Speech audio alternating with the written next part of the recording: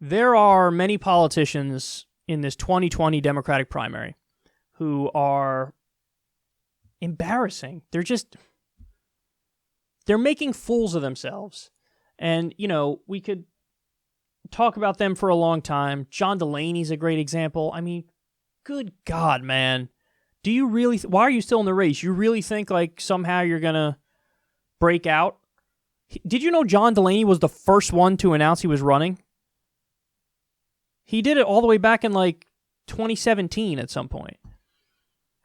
2017. The election is 2020. And he's been running this whole time, and he's got nothing to show for it. And it's embarrassing. And his whole campaign is, we can't do this, we can't do that, we can't do this, we can't do that. Nobody likes him, but he's still running. It's just embarrassing. And there's many of these kinds of candidates. Now, we won't go into all of them, but the one that's the focus of this story is the guy who we call Surfer Bro Michael Bennet. Now, why do we call him Surfer Bro? It's because of, how he talks, bro. Every time he talks, you think he's going to be totally rad, bro. Totally tubular, bro. Now, if you don't know where I'm getting that from, do yourself a favor. Open up another tab, go to YouTube, type in Michael Bennet. You'll probably see other people named Michael Bennet who pop up before he does because he's just that irrelevant. But find a video of him, listen to him talk, and every time, bro, he sounds like I'm barely even exaggerating how he sounds, bro. Totally rad, bro. Totally tubular. Go listen to him. He sounds exactly like that. But anyway, I digress.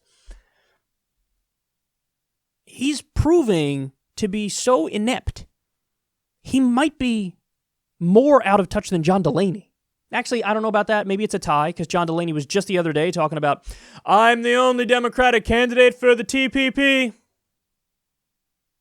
Aren't I so popular and intelligent? What are you doing? Nobody wants another trade deal that's going to outsource all of our jobs. What is wrong with you? Oh, so out of touch. So out of touch. But Michael Bennet may have one up that here. So this is what he tweeted the other day. I think kids should have to go to school 6 days a week. 181 days is not enough if you're a kid living in poverty in this country.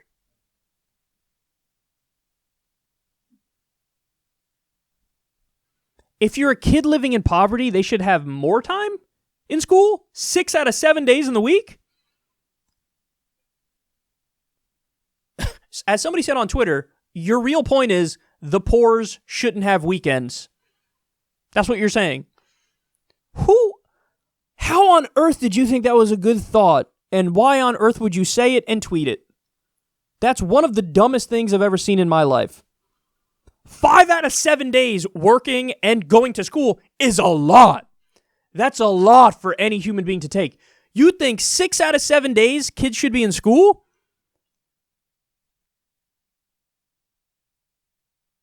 I'd rather say 4 out of 7. I mean, I get 5 because you got to match it up with the work week for obvious reasons, but maybe the work week should be 4 days and kids should go to school for 4 days. 6 out of 7 days you want these poor kids in school? He's saying, let's steal everybody's childhood. Let's steal everybody's childhood and make them obedient little worker bees to partially steal from the great George Carlin, the late great George Carlin. That's what you want. What I think everybody should do is shut up and fall in line, bro. You should totally go to school 6 out of 7 days, because I think that's rad, bro. Totally tubular, bro. Rad, bro. Oh, you're such a joke. Guys, of all the problems in the world, this is what he focused on. Homeboy, we're bombing 8 different countries right now. We're doing drone strikes everywhere, massacring civilians. We just droned a wedding the other day. Oh, I'm sorry. A woman leaving a hospital directly after giving birth. That just happened. You got anything to say on foreign policy? Got anything tubular to say about that, bro? You got anything to say about getting everybody health care? You got anything to say about 78% of Americans living paycheck to paycheck? You got anything to say about the over $1 trillion in student loan debt? A thing that shouldn't even exist? It shouldn't be a thing? Anything at all? You got anything to say about our infrastructure getting a grade of D+, our country crumbling as we spend trillions in the Middle East? Anything to say about any of that?